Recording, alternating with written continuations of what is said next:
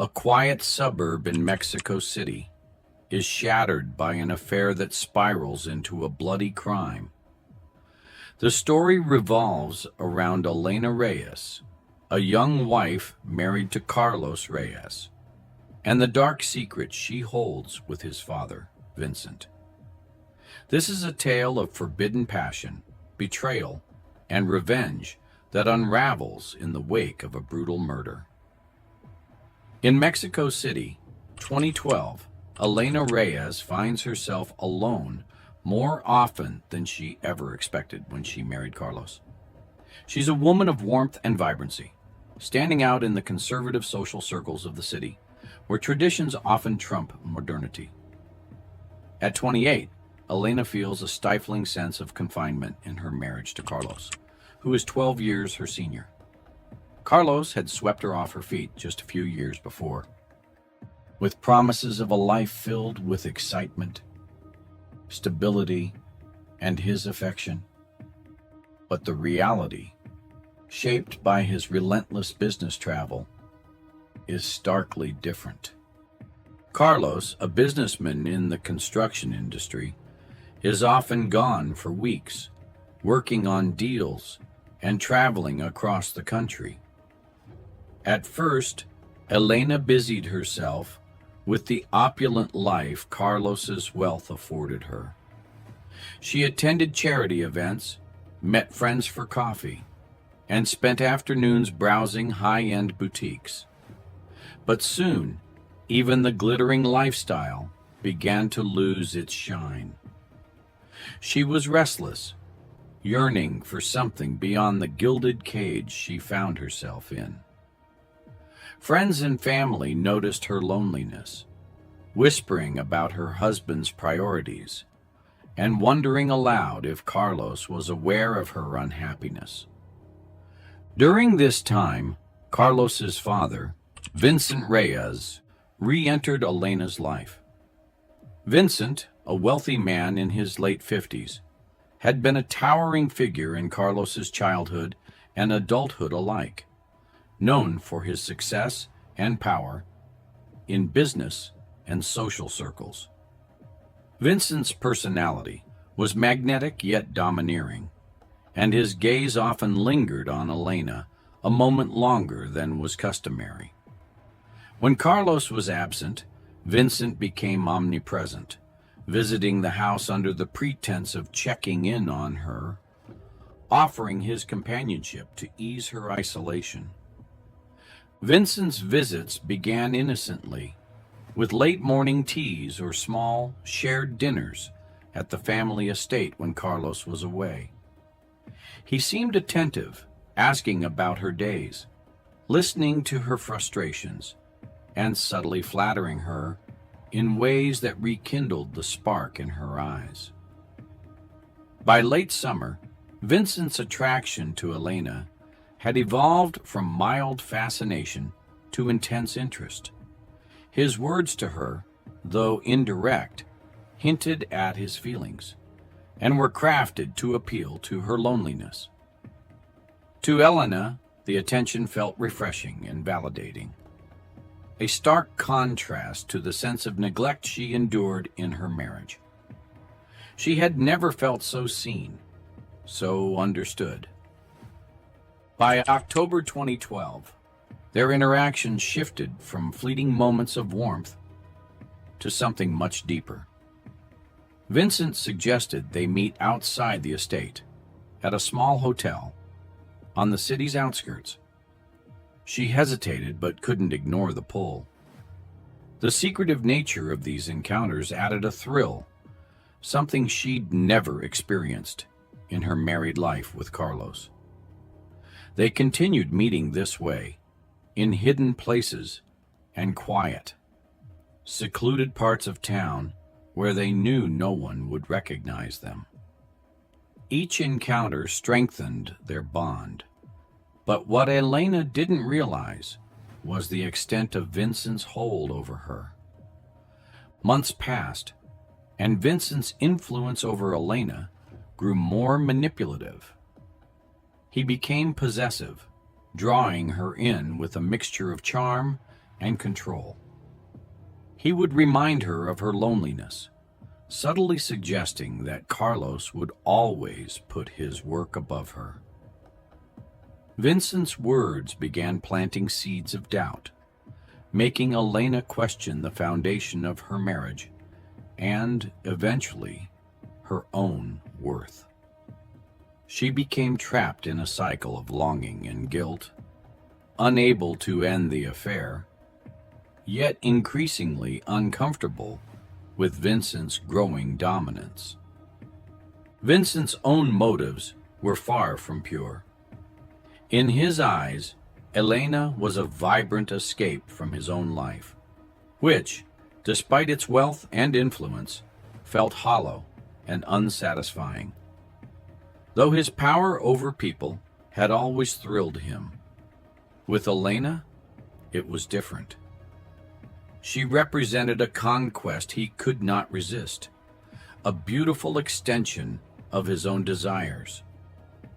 The more she relied on him emotionally, the more Vincent controlled the terms of their encounters, choosing the times and places to meet, often in places that would remind her of her dependence on him.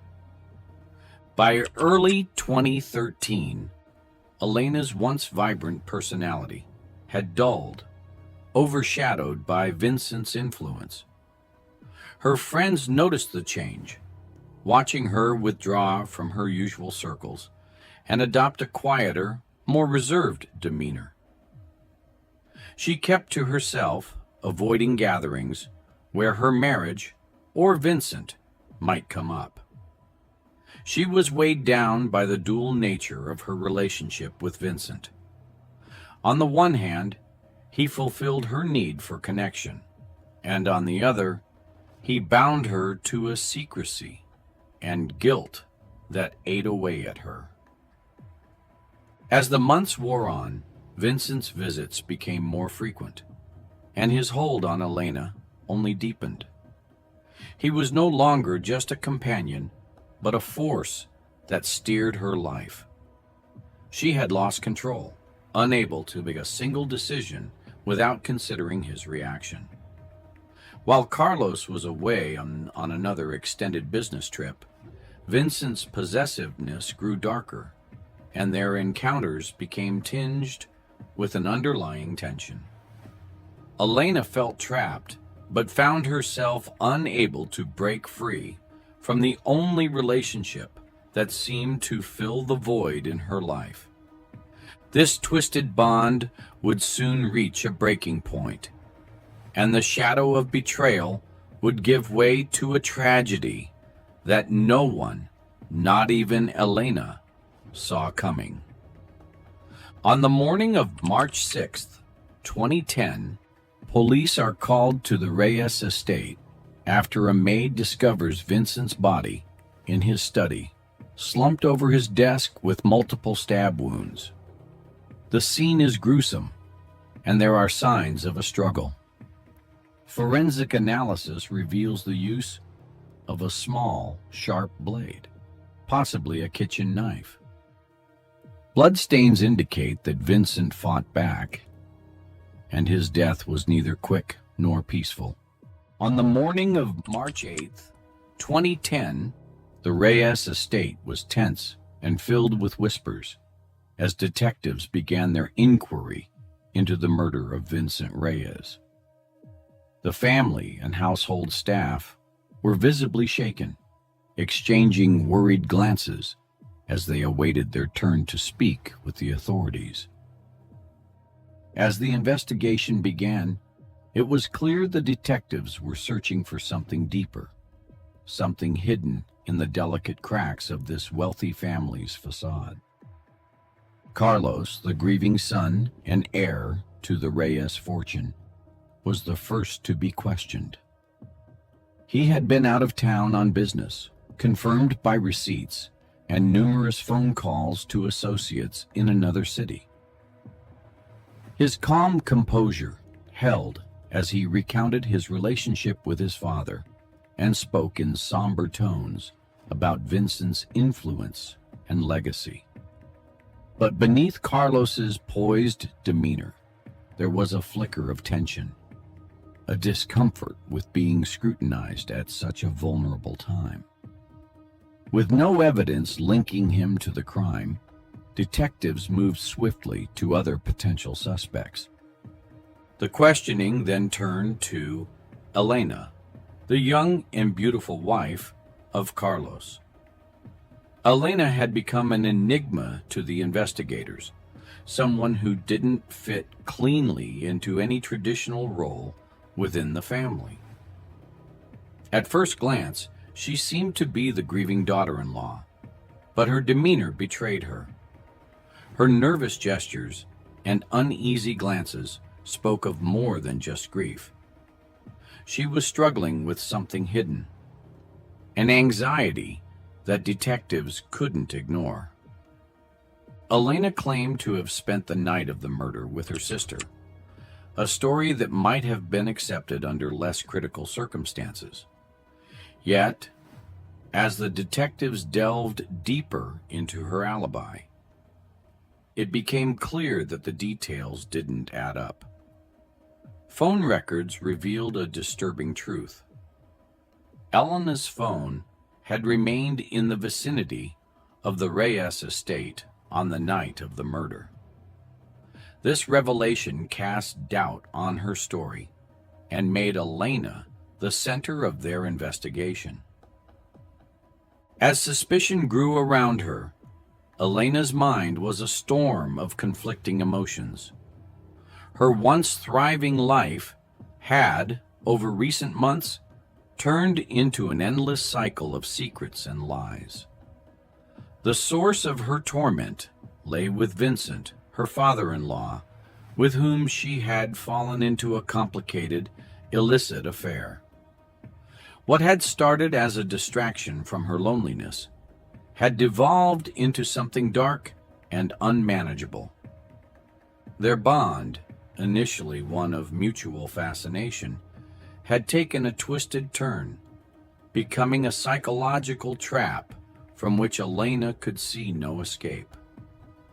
By March the 10th, detectives uncovered the critical piece of evidence that would shape the entire case.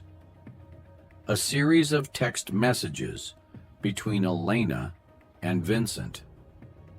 The messages painted a picture of a volatile relationship filled with arguments, emotional confrontations, and Vincent's increasing manipulation. Detectives learned that on the night of his death, Vincent had called Elena to his private office under the pretense of needing to speak urgently. Their conversation, pieced together from fragments of text, indicated a pivotal shift. Vincent had finally decided to end the relationship, possibly fearing that it would one day be discovered. For the first time, he was pulling away, leaving Elena with the sudden and harsh reality that the one person she had relied on, however toxic, was abandoning her. As detectives studied the texts, they uncovered a chilling dynamic between the two. Vincent had used his power over Elena in ways that went far beyond an affair. When Elena had once suggested ending the relationship, Vincent threatened to tell Carlos everything. In moments of weakness, he had hinted at exposing her if she dared to defy him, leaving her feeling trapped in a web of guilt and fear. The weight of his control bore down on her, pushing her to comply, even as it tore at her sanity. The more time Elena spent in this toxic relationship, the more she realized how thoroughly Vincent held her life in his hands. Her every action, her every thought was clouded by his presence. With Vincent's sudden decision to end things, she was faced with a terrifying void. It was a shock to her system. The man who had once been a source of companionship however destructive, had cut her off without warning. Elena's desperation grew, and the isolation she had felt in her marriage now deepened to unbearable levels. She had been abandoned by the one person who truly knew her, however much that connection had cost her. The detectives now saw Elena in a new light. Her nervous gestures were not just grief or guilt, but signs of a woman cornered, torn between her attachment to a powerful man and the despair his betrayal had brought. She was a woman drowning in her own silence, suffocated by secrets and manipulation, pushed to the edge by a relationship that had consumed her. As detectives pieced together the last interactions between Elena and Vincent, they saw a psychological breaking point beginning to emerge. Elena was caught in a storm of conflicting emotions, rage, sorrow, and fear that swirled together in the hours leading up to Vincent's death. They wondered if, in the depths of her despair, she had been pushed too far, forced to a place where her only escape was to silence the man who had held her life captive. This affair, hidden beneath layers of deceit and shame, had unraveled with a terrible finality. And in the aftermath, the investigators could only ask themselves, how far would someone go when left with no way out? On March 12, 2010, the arrest of Elena Reyes sent fear and panic through her community, stunning both those who knew her and those who only knew of her. The morning of her arrest was clouded by whispers and hushed conversations among neighbors, friends, and strangers who gathered around the Reyes estate, eager for details on the scandal unfolding behind the mansion's walls. Elena was taken into custody after police confirmed her fingerprints on the knife used to kill Vincent. The mounting evidence, combined with her troubled relationship with her father-in-law, was enough to paint a clear but disturbing picture in the eyes of the public. News spread fast, and in a matter of hours, people around the country were talking about Elena Reyes and the man she had allegedly murdered. As she sat in custody, Elena seemed distant, almost detached from the events around her. She barely spoke during questioning, offering only cryptic statements about Vincent's control over her, her eyes often cast down, as if replaying memories in her mind that only she could see. Investigators described her as almost ghost-like, a woman weighed down by secrets and guilt. She was neither confessing to the crime nor attempting to explain her innocence. Instead, she was locked in a silence that only added to the public's fascination. Elena's lawyers were quick to step in, bringing forth a defense strategy that shifted the spotlight onto Vincent's psychological grip over her.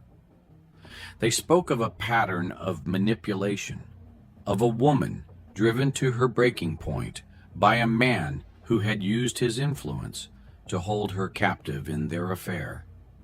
They argued that this wasn't just a case of a wife who had betrayed her husband with his father.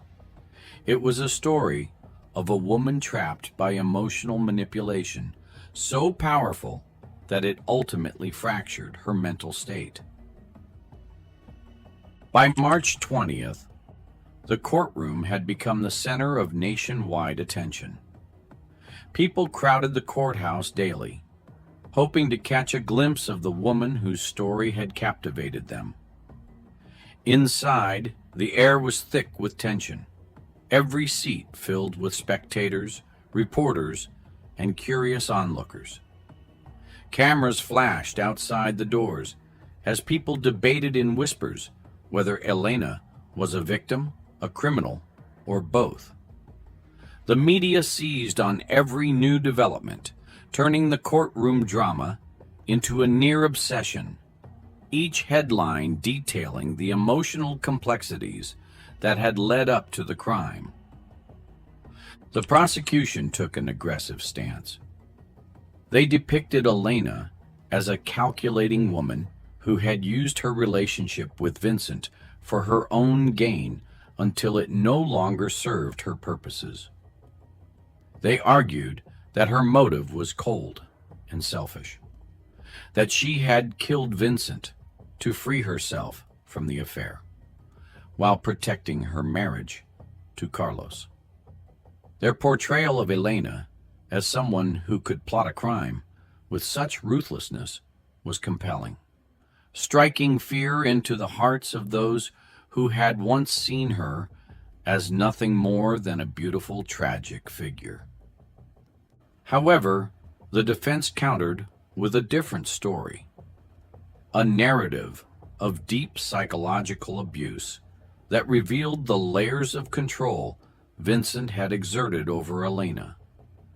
They presented her not as a scheming murderer, but as a desperate woman who had lost her sense of self under Vincent's influence. They described the ways he had manipulated her, from subtle gestures to overt threats, creating a web of control that Elena could neither see nor escape until it was too late. Their argument was simple, yet powerful.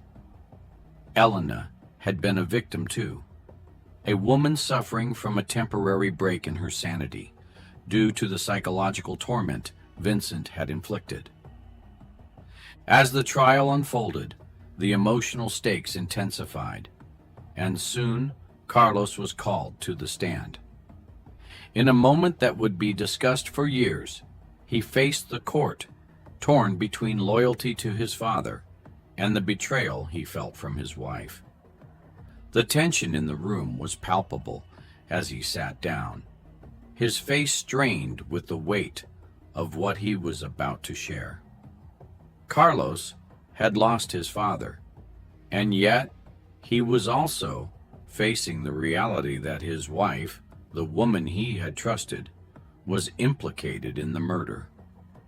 His testimony was filled with raw emotion as he struggled to process the conflicting feelings of anger, sorrow, and betrayal that overwhelmed him.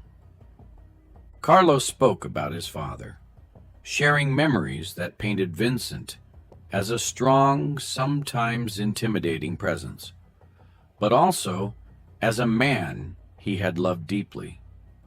He described his father's charisma, his influence, and the control he seemed to have over every part of his life, even extending to Elena.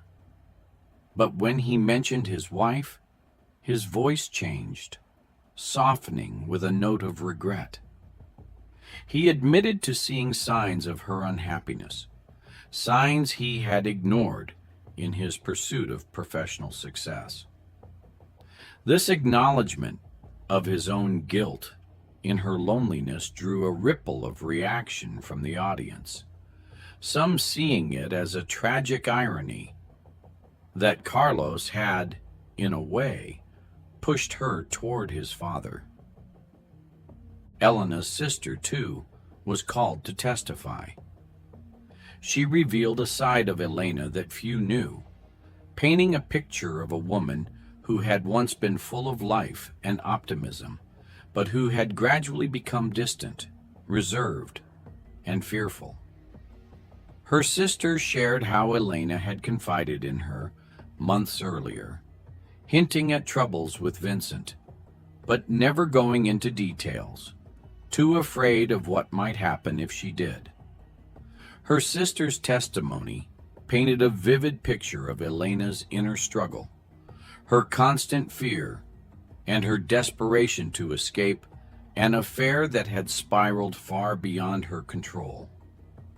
In those tense courtroom moments, the public saw a family torn apart, each member carrying a different piece of the story.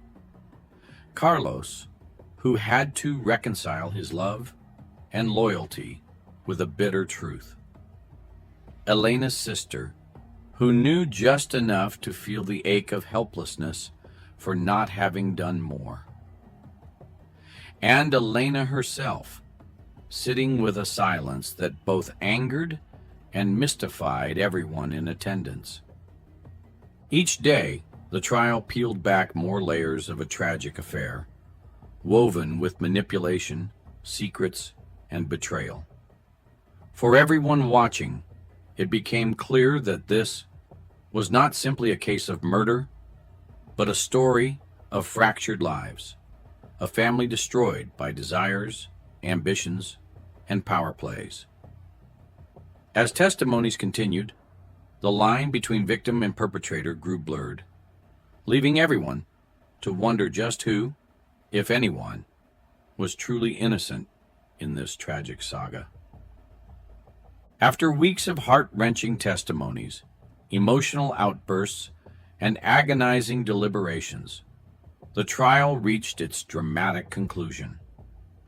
The judge delivered a verdict that felt heavy, not just for Elena Reyes, but for everyone who had been following the case. The courtroom sat in a stunned silence as Elena was found guilty of manslaughter, a decision that acknowledged her claim of psychological abuse, but still held her accountable for the crime. The sentence, 20 years, seemed to echo in the courtroom, a solemn testament to a life unraveled by manipulation, control, and a desperate attempt to break free from a twisted relationship. As the gavel fell, the weight of it all settled on Elena's shoulders. She was no longer just a woman tangled in an illicit affair, but a symbol, a tragic figure caught between love and captivity. In the days that followed, her face, once vibrant and hopeful, became etched with the somber resignation of someone who had lost everything. She was escorted from the courtroom in silence, a shadow of the woman she once had been, as cameras captured every step, every moment of her fall from grace. Her story became a cautionary tale, sparking conversations and debates across the country. People spoke of her not only as a woman who had committed a crime, but as a tragic example of the extremes to which people can be pushed when power is abused. Meanwhile, the impact of the verdict left Carlos Reyes emotionally shattered.